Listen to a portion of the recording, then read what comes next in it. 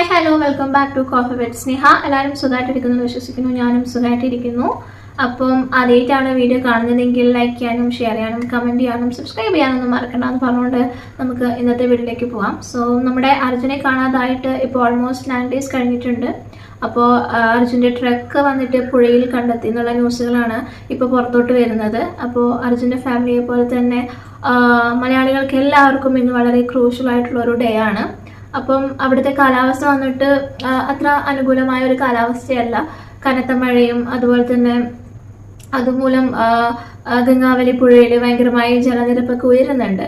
അപ്പം ജീവന്റെ ഒരു കണികയെങ്കിലും ബാക്കി വെച്ചിട്ടായിരിക്കണം നമുക്ക് അർജുനെ ലഭിക്കുന്നതെന്നുള്ളത് നമുക്ക് എല്ലാവർക്കും അതിനു വേണ്ടിയിട്ട് നമുക്ക് പ്രാർത്ഥിക്കാം.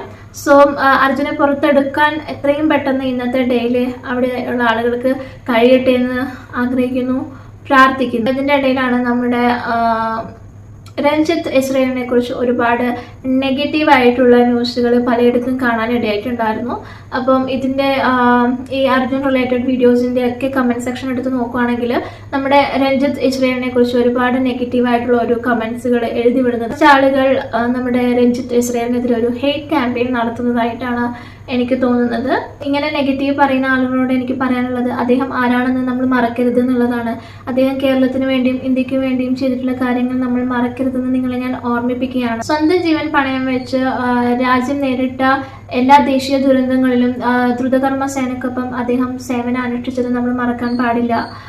ഉത്തരാഖണ്ഡിലെ മേഘവിസ്ഫോടനത്തിലായാലും 2018 നമ്മൾ കേരളം നടുക്കിയ നമ്മുടെ പ്രളയത്തിന്റെ സമയത്താണെങ്കിലും അതുപോലെ തന്നെ കവളപ്പാറ ഉരുൾപൊട്ടലിലും പെട്ടിമുടി ഉരുൾപൊട്ടലിലും എല്ലാം അദ്ദേഹത്തിന്റെ ജീവൻ പണയം വെച്ചിട്ടാണ് വന്ന് സേവനം അനുഷ്ഠിച്ചിട്ടുണ്ടായിരുന്നത്.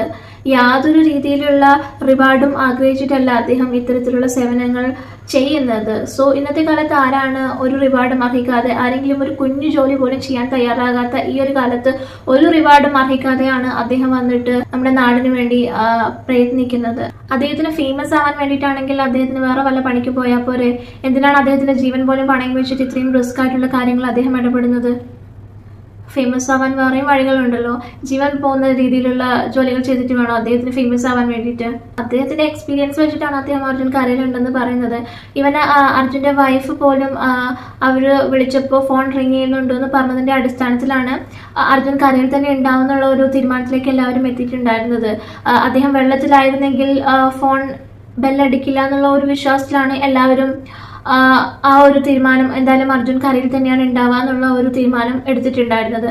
ഈവൻ റഡാർ സിഗ്നൽ കൊടുത്തത് പോലും കരയിലുണ്ട് എന്നുള്ള രീതിയിലാണ് കൊടുത്തിട്ടുണ്ടായിരുന്നത്. അതിൻ്റെയും കൂടെ അടിസ്ഥാനത്തിലായിരുന്നു ഇവര് അർജുൻ കരയിലാണെന്നുള്ള ആ ഒരു തീരുമാനം എടുക്കും അവിടെ ഓരോരോ കാര്യങ്ങൾ ചെയ്തുകൊണ്ടിരുന്നത്. അപ്പൊ എങ്ങനെയാണ് നിങ്ങൾക്ക് രഞ്ജിത്തിനെ മാത്രം ഈ ഒരു കാര്യത്തിൽ കുറ്റപ്പെടുത്താനായിട്ട് കഴിയുക?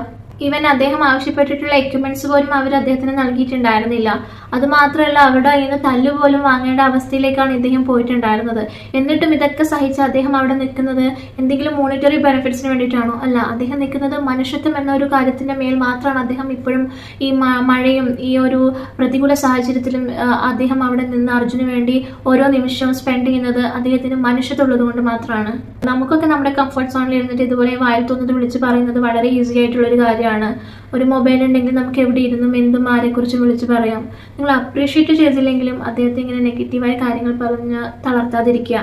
എന്തായാലും അദ്ദേഹത്തിന് എന്താണ് ഈ നെഗറ്റീവ് പറയുന്ന ആൾക്കാരെടുത്ത് പറയാനുള്ളത് എന്നൊന്ന് നമുക്ക് കേട്ട് നോക്കാം. ഈ കോപ്പറേഷൻ കിട്ടുന്നില്ല. ഞാൻ ഒരു സിവിലിയൻ ആണ്, എനിക്ക് ഓർഡർ പറയാ ഇതില്ല.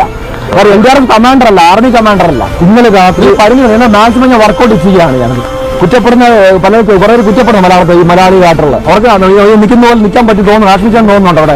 എനിക്ക് കുറ്റപ്പെടുന്ന പലർക്കാണ് കുറ്റപ്പെടുന്നത്. കാരണം മരിക്കാൻ തൊണ്ട ഇടറി നിൽക്കുകയാണ് ഇവിടെ ചെയ്യുന്ന ബനാഫ്ര ജീവന്റെ അർജുന്റെ കുടുംബത്തെ അറിയാം, അവരുടെ പ്രദേശമുണ്ട്, അവർ ഡയറക്റ്റായി കണ്ടുകൊണ്ടിരിക്കുകയാണ് അവരെല്ലാം.